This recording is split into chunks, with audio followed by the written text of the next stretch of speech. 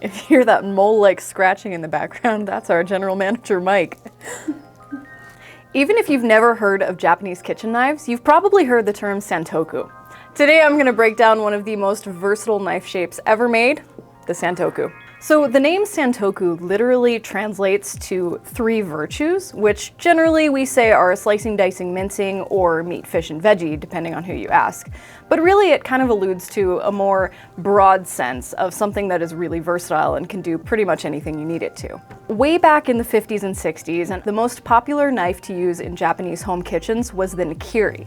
This is a bit of a flatter knife, so it makes a lot of contact with the cutting board, which is great for doing things like vegetables and getting through potato and tomato skins.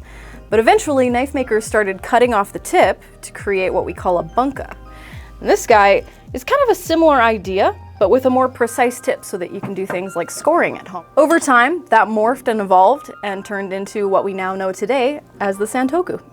These days, the Santoku is the most popular knife shape in home kitchens in Japan, and it's also gaining a lot of traction here in the West as well, for both home use and professional use. And it's easy to see why.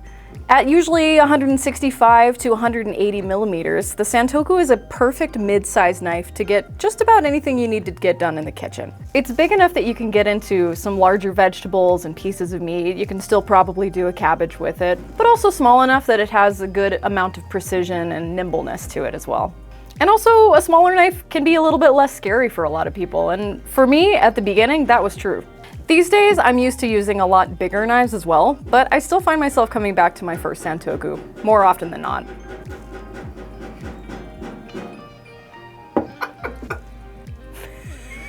Traditionally, professional chefs use longer knives, kind of around 10 to 12 inches in the kitchen, but if you have a little bit more limited space on the line or you just like a smaller knife, these are a great option. Just about every knife company makes something that's called a Santoku, but we're talking about the real Japanese knife shape, the Santoku. So what makes a Santoku a Santoku? First of all, you've got this great little kind of snub-nosed drop tip going on right here. We've also got a little bit more height here, so we've got a lot of knuckle clearance when we're working on the board. Additionally, you'll usually see a little bit of a belly curve. Maybe not as much as kind of a traditional chef knife, but a little bit flatter near the back, like a nikiri, but a little bit more of an upsweep here, like a regular gyuto, but also a lot shorter too, so still manageable. At the end of the day, the Santoku is just a shape of knife and comes in so many different styles. You've got wah handles, you've got Western handles, you've got different types of steel, finishes, looks. If you like something a little more handmade or you're okay with something a little bit more machine forged, we have pretty much everything. This one that I've been waving around here is the Haruyuki Kokuto. It's totally stainless, so easy to take care of. You don't have to worry about this guy rusting. And just like anything stainless, it's always stain less and not stain never, so you want to make sure you're not leaving it in the sink for 4 days. This guy has a super nice little nishiji finish on it, and nishiji literally just means pear skin, which is that kind of rough surface you see there. And if that's not quite your speed, maybe you're a little bit more comfortable with a Western handle, you might want to try out the Takamura Kuro Gohan. A Western handle puts a little bit more weight in your hand if you like your knife weighted a little bit further back. And this also has an ultra thin blade. You can barely see down the edge of it, and that translates to laser-like performance. A thin blade like this cuts a lot more like a laser and a little bit less of a workhorse, but you can still do pretty much everything with this knife. Just be aware that it can be a little bit more delicate.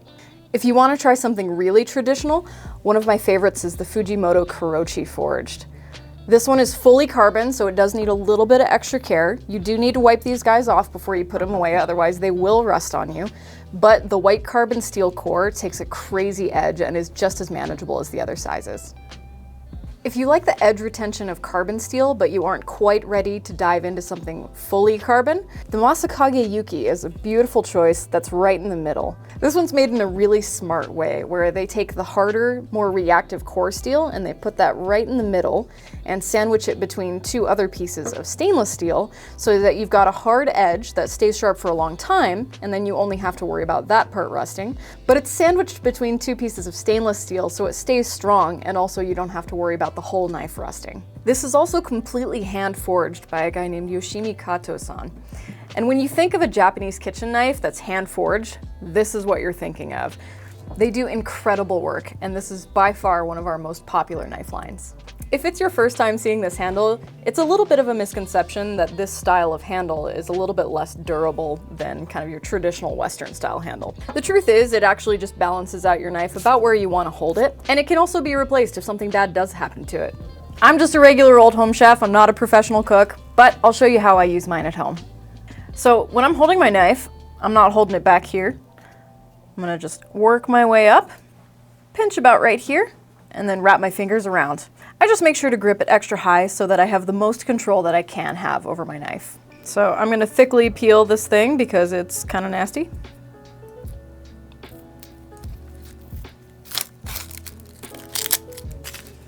And like I said before, this tip is great for scoring, making those really precise cuts. When I get to about here, I like to kind of hold the other side. And then I'm gonna make that grip. Gonna have my sacrificial finger right here, and we're just gonna work our way through the onion. The height of the blade means it doesn't get lost in those large vegetables, and the flat back of the knife means that I'm really following through on the cut.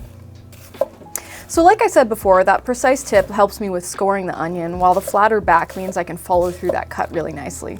And the curve along the blade means that I can rock a little bit if I want to. I don't tend to, but it's something you can do. Whether you're looking for your first Japanese knife, or you're used to something a little bit bigger and are looking for a more manageable shape, I recommend checking out my friend the Santoku. If you want to learn more about how to use a Santoku, check out this video by my buddy Mike. And if you want to pick up a Santoku for yourself, head over to knifewear.com.